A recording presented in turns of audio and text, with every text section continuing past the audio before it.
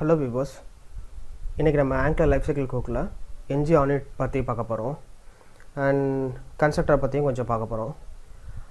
ரெண்டுக்கும் இடையில இருக்கிற டிஃப்ரென்ஸு, எப்போது எதை யூஸ் பண்ணணும், நம்ம ரெக்குயர்மெண்ட் படி நம்ம கோடை எதில் யூஸ் பண்ணணும் கரெக்டாக. இப்போது நிறைய ஆன்லைன் டாக்குமெண்ட்லாம் ரீட் பண்ணி பார்த்தோம்னா கன்ஸ்ட்ரக்டரில் மோஸ்ட் ஆஃப் யுவர் பிஸ்னஸ் லாஜிக்கை பண்ணாதீங்க அப்படின்னு தான் இன்ஸ்ட்ரக்ட் பண்ணியிருப்பாங்க. ஏன் அப்படி சொல்கிறாங்க அண்ட் என்ஜி ஆனிட்டில் என்ன யூசேஜ், கன்ஸ்ட்ரக்டரில் என்ன ட்ராபேக் அப்படிங்கிறதையும் பார்க்கலாம். ஓகே, ஒரு காம்போனண்ட் ஆர் டைரக்டிவில் constructor NG on init use பண்ணியிருக்கோம் அப்படின்னா ஃபஸ்ட்டு கன்ஸ்ட்ரக்டர் கால் ஆகும், அடுத்து என்ஜி ஆன் யூனிட் கால் ஆகும். In case NG on changes use பண்ணியிருக்கோம் அப்படின்னா என்ஜி ஆன் யூனிட் தேர்டு தான் கால் ஆகும், என்ஜி ஆன் சேஞ்சஸ் தான் செகண்ட் கால் ஆகும். ஓகேவா, ஒரு எக்ஸாம்பிள் பார்த்துடலாம். இது என்னோட ஒரு ஆப் காம்போனண்ட், அதில் ஜஸ்ட் ஒரு லேபிள் வச்சுருக்கேன். Then on unit and constructor use பண்ணியிருக்கேன். ஸோ கன்ஸ்ட்ரக்டர் ஃபஸ்ட் கால் ஆயிருக்கு, NG on change second call ஆயிருக்கு. இன்கேஸ் நான் சைல்டு யூஸ் பண்ணுறேன் அப்படிங்கிற கேஸில் நான் சைல்டு 1 சொல்லி ஆல்ரெடி நான் க்ரியேட் பண்ணி வச்சுருக்கேன். இதில் என்ன இருக்குது அப்படின்னா சைல்டு 1ங்கிற ஒரு லேபிள் அண்ட் தென்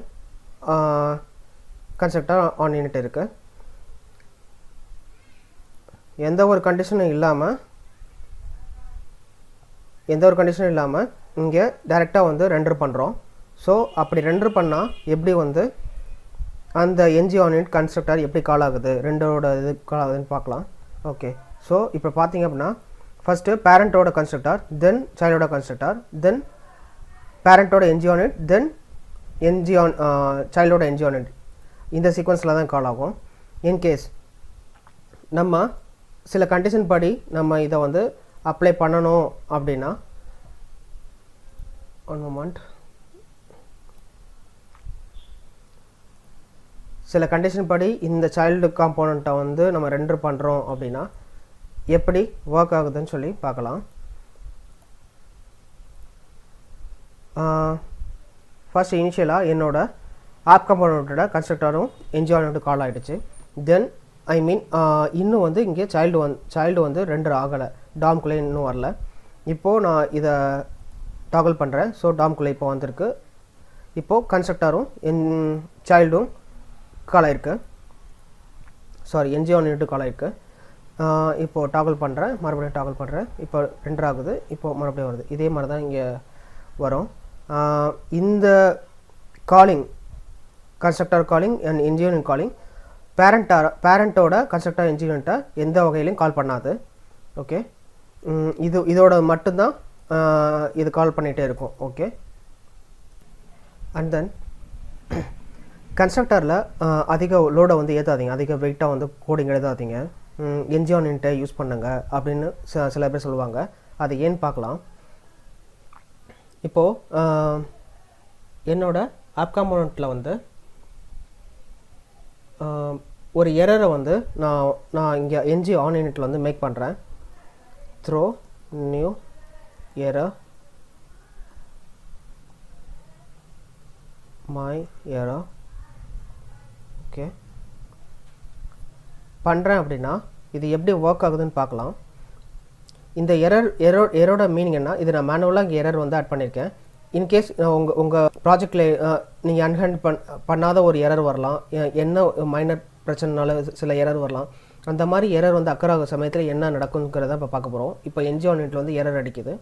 அப்போது என்ன பிரச்சனை வருது, இப்போ ஆப் காம்போனண்ட்டில் தான் எரர் அடிச்சிருக்கு. ஓகே, எங்கே எரர் அடிச்சிருக்கு, ஆன் யூனிட்டில் எரர் அடிச்சிருக்கு.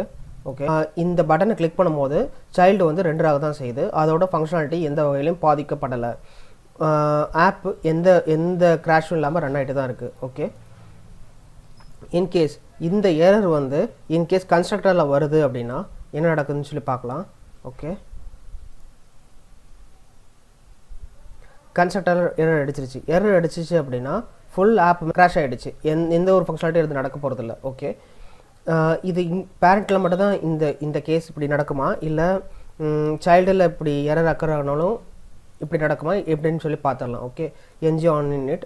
ஓகே, உங்களுக்கு அது நடக்குமா நடக்காதா, ஐ மீன் அடுத்த ஃபங்க்ஷனாலிட்டி கால் ஆகுமா ஆகாதாங்கிறதுக்கு இதை நான் செக் பண்ணுறதுக்காக போடுறேன். ஓகே, என்ஜி டெஸ்ட்ராயும் போடுறேன். ஓகே,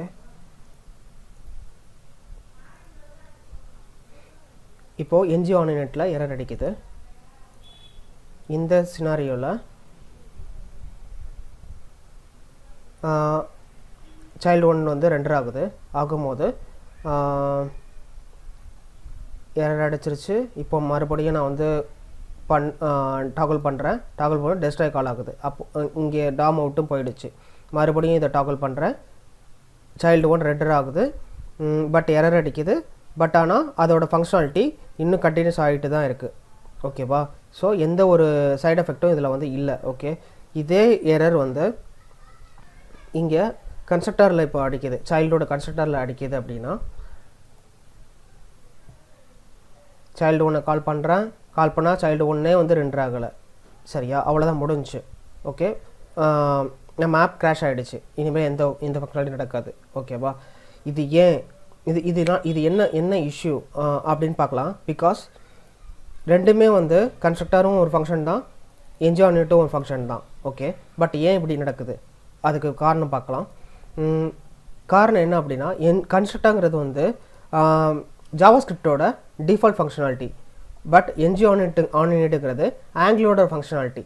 ஓகே, இந்த ஆங்குலரோட ஃபங்க்ஷனாலிட்டியில் எரர் வந்துச்சு அப்படின்னா ஆங்குலர் அதை வந்து டைஜஸ்ட் பண்ணிக்கணும். பட் கன்ஸ்ட்ரக்டரில் வரும்போது இது டிஃபால்ட் ஃபங்க்ஷனாலிட்டிங்கிறனால அந்த எரர் வந்து நம்ம வந்து கண்ட்ரோல் பண்ண முடியாது, ஹேண்டில் பண்ண முடியாது. அதுதான் வந்து இங்கே இஷ்யூவே. ஓகே, ஓகே, இன்னும் ஒன்று நான் உங்களுக்கு காமிக்கிறேன். இது வந்து ஒரு டைப் ஸ்கிரிப்டோட கிளாஸ். ஓகே, இதில் வந்து ஜஸ்ட் ஒரு 2 மெம்பர் இருக்குது, அடுத்து கன்ஸ்ட்ரக்டர் இருக்குது, ஒரு ஃபங்க்ஷன் இருக்குது. ஆஸ் யூஸ்வல் நம்ம ஆங்குலரில் எழுதுகிற ஒரு காம்போனன்ட் மாதிரி தான் இருக்குது. ஓகே, தென் இதை வந்து நான் ஜாவா ஸ்கிரிப்டுக்கு வந்து கன்வெர்ட் பண்ணுறேன். Type script to Java script. Okay, convert பண்ணதுக்கப்புறம் இப்படி வந்து மாறுது. ஓகே, இந்த கன்ஸ்ட்ரக்டர் எப்படி டைப் ஸ்கிரிப்டில் இருக்கிற இந்த கன்ஸ்ட்ரக்டர் எப்படி மாறுதுன்னா, இந்த சேம் கிளாஸ் நேமோட நேம் வச்சுட்டு ஒரு ஃபங்க்ஷன் க்ரியேட் ஆகுது. ஓகே, இந்த ப்ராப்பர்ட்டியை வந்து அதை அசைன் பண்ணிக்கிறது. ஸோ செட் பண்ணும் இங்கே வந்து. ஓகே, தென் இந்த ஆடுங்கிற ஃபங்க்ஷனாலிட்டி எப்படி மாறுது அப்படின்னா, இந்த இருக்குது, இந்த ஆட் நம்பர்ஸ்ங்கிற கிளாஸ்க்குள்ளே ப்ரோட்டோடைப்குள்ளே ஆட் வந்து ஆட் ஆகுது. ஓகே, இப்படி தான் வந்து டைப் ஸ்கிரிப்டில் இருந்து ஜாவா ஸ்கிரிப்டுக்கு கோட் கன்வெர்ட் ஆகும். இந்த ஜாவா ஸ்கிரிப்ட் தான் வந்து ப்ரௌசரோட வந்து பேசும். இந்த டைப் ஸ்கிரிப்ட் இதுக்கும் ப்ரௌசருக்கும் வந்து கம்யூனிகேஷனே இருக்காது. இதுதான் வந்து ஜாவா ஸ்கிரிப்ட் தான் வந்து கம்யூனிகேட் பண்ணும். இந்த ப்ரௌசரோட பேசுறது ஃபுல்லாமே ஜாவா ஸ்கிரிப்ட் தான். ஓகே, ப்ரௌசரோட. ஓகே, ஸோ இது டைரக்ட் ஃபங்க்ஷனாக இருக்கிறதுனால இங்கே எரர் வரும்போது இதில் இந்த கன்ஸ்ட்ரக்டருக்குள்ளே எரர் அடிக்கும் போது டோட்டல் ஆப்பு கரப்ட் ஆகிடுது. பட் இந்த ப்ரோட்டோடைப்பில் இருக்கிறனால இது வந்து ஜஸ்ட் அன்டிஃபைன் அந்த மாதிரி தான் கன்சிடர் ஆகுமே தவிர இந்த ஸ்கோப்புக்குள்ளே இது முடிஞ்சிடும். அடுத்து இது வந்து வெளியில் வந்து வராது. ஸோ இந்த ஸ்கோப்புக்குள்ளேயே இது இங்கே எரர் அடித்து இங்கே முடிகிறனால மற்ற ஃபங்க்ஷனாலிட்டி வந்து மற்ற ஃபங்க்ஷனாலிட்டி நடக்கிறதுக்கு எந்த ஒரு இஷ்யூ இருக்காது. அந்த ஸ்கிப் பண்ணிடுவோம், அந்த கால் ஸ்டாக்கை வந்து ஸ்கிப் பண்ணிட்டு போயிட்டே இருக்கும். ஓகேவா? இவ்வளோ தான் இந்த கன்ஸ்ட்ரக்டரில் எக்ஸிக்யூட் ஆகிறதுக்கும் என்ஜாய்மெண்ட்டில் எக்ஸிக்யூட் ஆகிறதுக்கும் இருக்கிற டிஃப்ரெண்ட். ஓகே, அடரில் என்னென்ன வேல்யூலாம் யூஸ் அசைன் பண்ணிக்கலாம், என்னென்ன ஒர்க்லாம் அங்கே பண்ணலாம், என்ஜாய்மெண்ட்டில் என்னென்ன ஒர்க்லாம் பண்ணலாம் அப்படிங்கிறத பார்க்கலாம். ஓகே, ஓகே, இப்போது என்னோட சைல்டு எலமெண்ட்டுக்கு பேரண்ட் எலமெண்ட்லேருந்து ஒரு இன்புட் வருதுன்னு கன்சிடர் பண்ணிக்கலாம். ஓகே, ஸோ நான் இங்கே இன்புட் டெக்ரேட்டர் யூஸ் பண்ணுறேன். ஃப்ரம் பேரண்ட்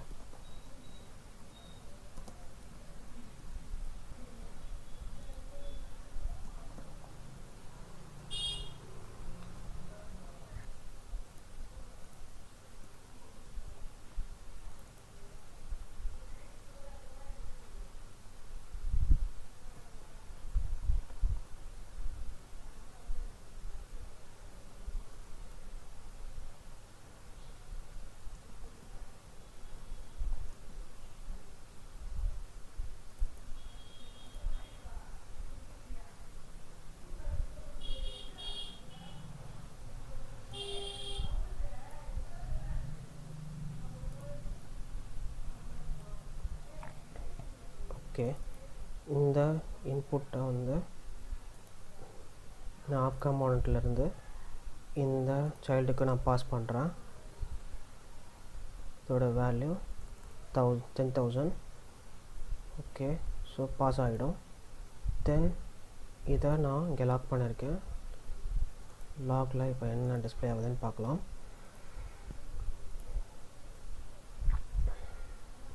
ஓகே, இப்போது ரன் ஆகிடுச்சு இன்புட். ஓகே, நவ் இப்போது கன்ஸ்ட்ரக்டரில் அந்த வேல்யூ வந்து நான் இங்கே வந்து நான் செக் பண்ணுறேன். ஓகே, கன்ஸ்ட்ரக்டரில் இதோட வேல்யூ வந்து அன்டிஃபைன்ட் இருக்குது. பட் என்ஜி ஆன்இன்ட்டில் வந்து இது வந்து NG ஆன்இன்ட், sorry,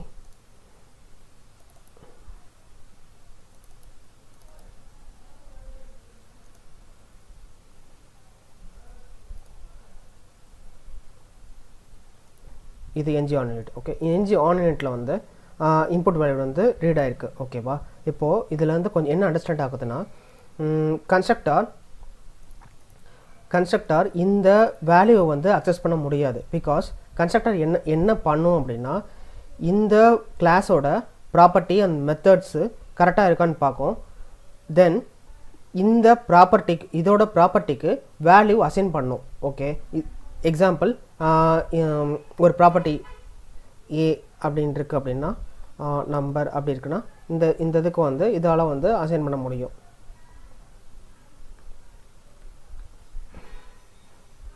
A equal 10 this dot a இப்படி அசைன் பண்ண முடியும். இதே ஒர்க்கை வந்து நம்ம என்ஜி ஆன் யூனிட்லேயும் பண்ண முடியும். ஓகே, பட் இந்த மாதிரி குட்டி குட்டி ஒர்க்லாம் வந்து இதை கன்ஸ்ட்ரக்டர்லேயே பண்ணிக்கலாம், நோ இஷ்யூஸ். ஓகே, பட் நம்ம இந்த இன்புட்டு நம்ம பேரண்ட்லேருந்து பாஸ் பண்ணுறோம். இங்கேருந்து நான் பாஸ் பண்ணுறேன் சைல்டுக்கு. இந்த சைல்டுக்கு நான் பாஸ் பண்ணும்போது இந்த கன்ஸ்ட்ரக்டரால் இந்த வேல்யூ வந்து கெட் பண்ண முடியாது. ஓகே, பிகாஸ் அந்த நேரத்தில் வந்து அந்த நேரத்தில் இன்புட்டு வந்து பாஸ் ஆகிருக்காது. ஓகே, இந்த டிக்ளரேஷன்லாம் இந்த செக்கிங் அண்டு டிக்ளரேஷன் எல்லாமே முடிச்சதுக்கப்புறம் தான் இந்த பேரண்ட்டு வந்து இந்த சைல்டுக்கு வந்து இந்த வேல்யூ வந்து பாஸ் பண்ணும். ஸோ அந்த நேரம் வந்து எல்லா காம்போனண்ட்டும் ஐ மீன் எல்லா யூஐயும் வந்து க்ரியேட் ஆகிருக்கும். ஓகேவா, அதாவது காம்போனண்ட் வந்து க்ரியேட் ஆகி முடிச்சிருக்கோம்.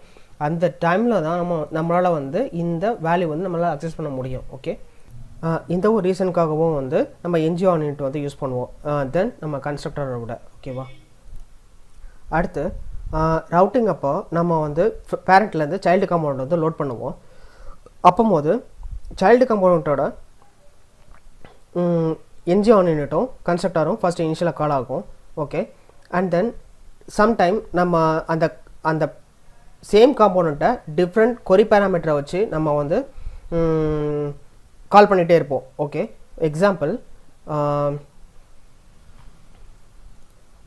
எக்ஸாம்பிள் நம்ம கொரி பேராமீட்டர் எப்படி இருக்கும் அப்படின்னா, நம்மளோட .com, ஓகே, www.abc.com/child1/1.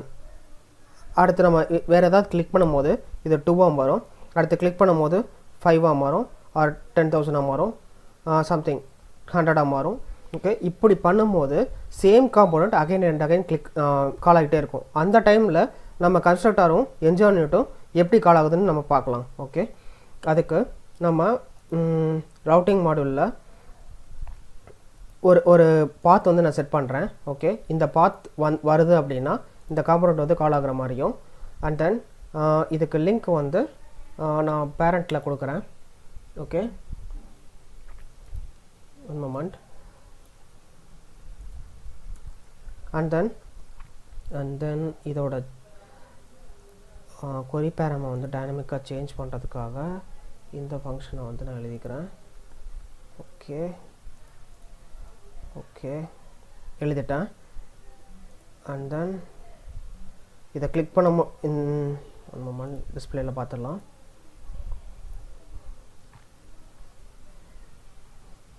இங்கே விசிட் child1 பேஜ்னு இருக்கு. இந்த இதை கிளிக் பண்ணோம் அப்படின்னா இந்த காம்போனண்ட் இங்கே கால் ஆகுது. ஓகே, பார்த்தீங்கன்னா தெரியும் இது டாகல் காம்போனண்ட் கிடையாது, டாகல் பண்ணி வரல. இது வந்து ரவுட்டர் பேஸ் பண்ணி வருது. ஓகே, ரவுட்டிங் பேஸ் பண்ணி வருது, நல்லா கவனிச்சுக்கோங்க. இப்போ பார்த்தீங்கன்னா தெரியல, இங்கே அன்டிஃபைன் தான் இருக்கும், எந்த வழியும் நம்ம பாஸ் பண்ணல. ஓகே, பிகாஸ் நம்ம டாகல் பண்ணி வரல. இப்போ பார்த்தீங்கன்னா இந்த வருது. ஓகேவா, இப்போது நான் இங்கே கிளிக் பண்ணுறேன், இதோட வேல்யூ வந்து சேஞ்ச் ஆகுது, டோன் மாறுது. பிகாஸ் நம்ம அது அப்படி தான் கோட் எழுதி வச்சுருக்கோம். இங்கே பேரண்ட்டோட இதில் இந்த டைனமிக் கோரி வேல்யூ வந்து ப்ளஸ் பண்ணிக்கிட்டே இருப்போம். ஸோ இது வந்து சேஞ்ச் ஆகிட்டே இருக்கும். ஓகே, நான் கிளிக் பண்ண சேம் தான் சேம் இது வந்துக்கிட்டே தான் இருக்கும். பட் எனக்கு வந்து சைல்டு காம்பனண்ட் ரெண்டர் ஆகிட்டு தான் இருக்குது. பட் ஆனால் எனக்கு இங்கே பார்த்தீங்கன்னா இந்த என்ஜாய்மெண்ட் அண்ட் கன்ஸ்ட்ரக்டர் கால் ஆகவே இல்லை. ஓகே, ஃபர்ஸ்ட் இனிஷியலாக உடக பண்ணதோட சரி, அடுத்து எத்தனை தடவை நம்ம இந்த காம்பனண்ட் அடுத்து கால் பண்ணாலும் பிகாஸ் அது வந்து ரெண்டர் ஆகாது, அகைன் ரெண்டர் ஆகாது. ஒரு தடவை ரெண்டர் ஆயிடுச்சு. இது வந்து அந்த டிஃபால்ட் வியூ தான், ஃபஸ்ட்டோட ரெண்டர் ஆன வியூ தான். அதுக்கப்புறம் அது வந்து இருக்கிறதுல மட்டும் தான் சேஞ்ச் பண்ணுவே தவிர அடுத்தடுத்து புதுசாக ரெண்டு டாம் அவுட் வெளியே போய்ட்டு டாம் அவுட்குள்ளே வந்துக்கிட்டு இருக்காது. ஓகேவா, ஐ மீன் ரிமூவ் அண்ட் ஆட் இது வந்து நடக்காது. ஒன்லி ஃபஸ்ட்டு கிளிக் பண்ணும்போது இந்த லிங்க் கிளிக் பண்ணும்போது ஆட் ஆனது மட்டும்தான், அதுக்கப்புறம் வந்து ஆட் ஆகாது. ஓகே, இருக்கிற எக்ஸிஸ்டிங் யூஏ வச்சு ரன் ஆகிட்டு இருக்கும். அதனால் அந்த கன்ஸ்ட்ரக்டரும் என்ஜிஆன் யூனிட்டும் கால் ஆக போகிறதில்ல. பிகாஸ் அந்த ரெண்டுமே எப்போ கால் ஆகுதுன்னா ஒரு எலமெண்ட் டாமுக்குள்ளே ரெண்டர் ஆகும்போது மட்டும்தான் கால் ஆகும். ஓகே, இது ஆல்ரெடி ரெண்டாயிட்டு தான் இருக்குது, அதில் தான் வந்து சேஞ்ச் ஆகிட்டு இருக்கும். Okay, last one important point, கன்ஸ்ட்ரக்டரோட மெயின் பர்பஸ் என்ன அப்படின்னா, இந்த ஒவ்வொரு கன்ஸ்ட்ரக்டர்லேயும் நம்ம வந்து டிபெண்டன்சி டிஐ நம்ம கேள்விப்பட்டிருப்போம் ஆங்கிளில், டிபெண்டன்சி இன்ஜெக்ஷன் பண்ணிக்கலாம். ஓகே, ஏதாவது ஒரு சர்வீஸ், ஏதாவது ஒரு காம்போனண்ட், ஏதாவது ஒன்று வந்து அதோட ப்ராப்பர்ட்டிஸ் மெத்தடை வந்து அக்சஸ் பண்ணணும் அப்படின்னா இந்த கன்ஸ்ட்ரக்டரில் இங்கே வந்து நம்ம அக்சஸ் பண்ணுவோம். ஓகே, அதோட ப்ராப்பர்ட்டியை வந்து இங்கே வந்து இன்வோக் பண்ணுவோம். Okay, like log service colon, அடுத்து உங்களோட லாக் சர்வீஸ் அந்த கிளாஸோட நேம், அந்த சர்வீஸ் ஃபைலில் ஒரு கிளாஸ் இருக்கும்ல அதோட சர்வீஸ் நேம் எழுதி நம்ம இந்த லாக் சர்வீஸை வச்சு அடுத்து நம்ம இங்கே வந்து எல்லா ஃபங்க்ஷன்லையும் திஸ் டாட் லாக் சர்வீஸ் அது ஃபங்க்ஷன் நேம், என்னென்ன ஃபங்க்ஷன் நேம் இந்த சர்வீஸ் ஃபைல் எழுதி வச்சுருக்கீங்களோ அதை வந்து நம்ம இங்கே வந்து யூஸ் பண்ணிக்கலாம். ஓகே கைஸ், முடிஞ்சது. இதில் மேக்ஸிமம் எல்லாமே கவர் பண்ணிட்டேன். இன்கேஸ் உங்களுக்கு ஏதாவது டவுட்டு இல்லை இது கவர் பண்ணலைன்னு ஏதாவது தோணுச்சு அப்படின்னா எனக்கு கமெண்ட்டில் பிங்க் பண்ணுங்கள், நான் உங்களுக்கு ஹெல்ப் பண்ணுறேன். Okay, by.